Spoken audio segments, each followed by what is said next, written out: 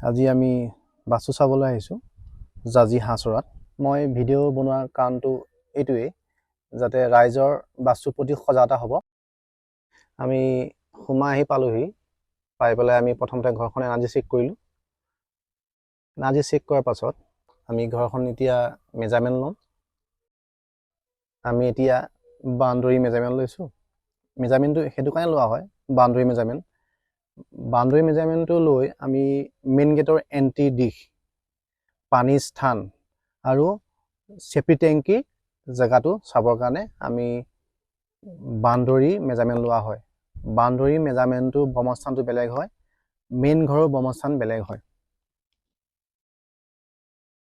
আমি ঘৰৰ মেজাৰমেণ্ট কৰিছোঁ। ঘৰৰ মেজাৰমেণ্ট এইটো কাৰণে কৰা হয় যাতে আমাৰ 100% ৰিজাল্ট পাব পাৰোঁ। আমি 100% ৰিজাল্ট পোৱাটোৱে বিচাৰোঁ, যাতে আমি যিঘৰ মানুহে যাওঁ সেই মানুহৰ যাতে 100% ৰিজাল্ট পাওক। আমাৰ চকুত যিখিনি ভুল পৰিলে তেওঁলোকৰ ঘৰত, সেই ভুলখিনি আমি ৰেমেডি দিলোঁ তেওঁলোকক কৰিবৰ কাৰণে। আৰু সেইখিনি ৰেমেডি কৰিলে তেওঁলোকৰ যিখিনি ভুল আছে সেই ভুলখিনি 100% আঁতৰি গুচি যাব। আমি দুটা দিশৰ ৰেমেডি নিদিওঁ। দিশ দুটা হ'ল উত্তৰ পূবৰ লেট্ৰিন বাথৰুম, পাকঘৰ আৰু চাউথ ৱেষ্টৰ এণ্ট্ৰি।